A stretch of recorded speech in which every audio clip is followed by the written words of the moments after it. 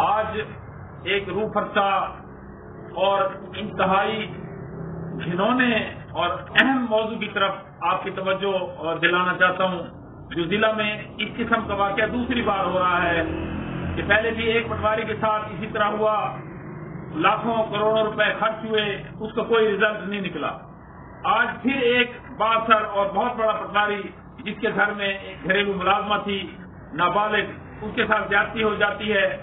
اور اس کا ساتھ کھانا کچھ اس طرح سے ملتا ہے کہ ہاشم نامی ایک بچہ ہے، دہاڑی دار مزدور ہے، اور اس کی بیٹی جو ہے وہ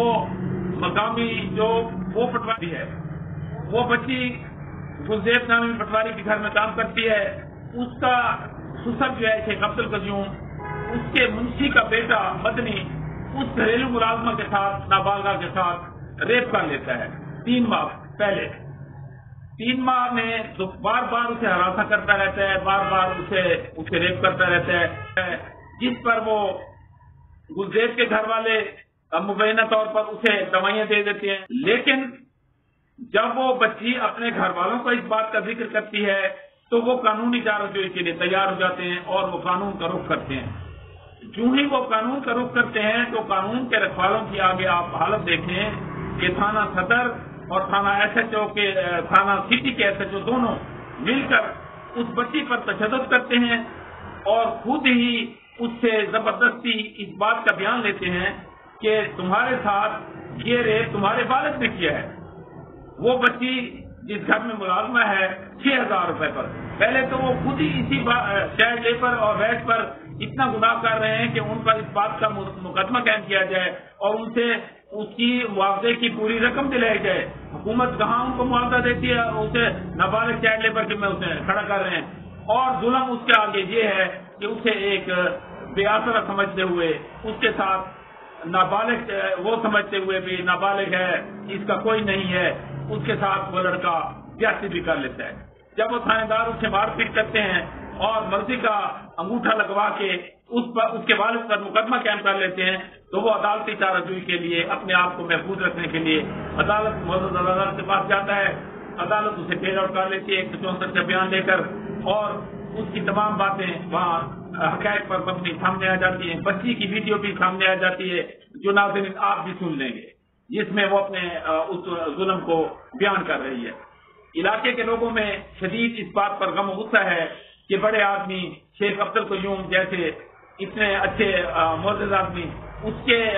چھتر چھاؤں تلے ایسا وقوع ہو جائے، ایسا ہرگز نہیں ہونا چاہیے، اس لیے کہ وہ غریب ہیں، اس لیے کہ وہ دہاڑی دار مزدور ہے، اس لیے کہ وہ بچی نابالغ ہے، اس لیے کہ وہ بے آسرا ہے، لوگوں کے گھروں میں چند ٹکوں کی خاطر کام کرتی ہے۔ میری تمام ضلع علیہ کے باشندوں سے یہ اپیل ہے کہ اس طرح کے واقعات کی روک تھام کے لیے وہ اٹھ کھڑے ہوں، اور تاکہ آئندہ کوئی اور بچی اس قسم کا شکار نہ ہو سکے۔ اس ایریا میں جہاں وہ رہتی ہے شدید غم و غصہ پایا جاتا ہے اس بات پر کہ قانون کے رکھوالے بجائے اس کا حق رسی کرتے اور اسے انصاف دلانے کے بجائے الٹا اس کے باپ پر مقدمہ قائم کر دیا، اسے تشدد کرتے رہے، اسے مارتے پیٹتے رہے، اس لڑکی کو مارتے پیٹتے رہے، زبردستی اسے مار پیٹ کر اسے انگوٹھا لگوا کے بیان لے دیا۔ یہ تو عدالت کی مہربانی ہے کہ اسے انصاف مل گیا، اور جیسا کہ عدالتوں میں انصاف میسر ہوتا ہے اسے انصاف مل چکا ہے، اور امید ہے کہ اگر لیا سٹی کے تمام باسی اس بچی کے غم و غصے میں شامل ہیں اور یہ سمجھتے ہیں کہ وہ ان کا دکھ درد انہی کا اپنا ہے تو وہ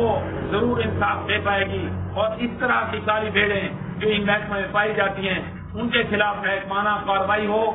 اور وہ لوگ جو چند روپوں پہ چائلڈ لیبر کا کاروبار کر رہے ہیں ان کے خلاف بھی کارروائی ہونی چاہیے اور انہیں بھی پکڑا جائے تاکہ وہ بہتر طور پر انہیں معاوضہ دلا سکیں اور وہ اپنا اس کو مقامی ویج سے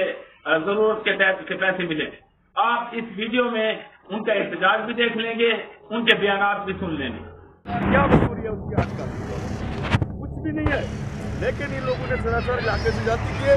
میں اس بات کی خود مدد کرتا ہوں کہ جناب پنجاب وزیر اعلیٰ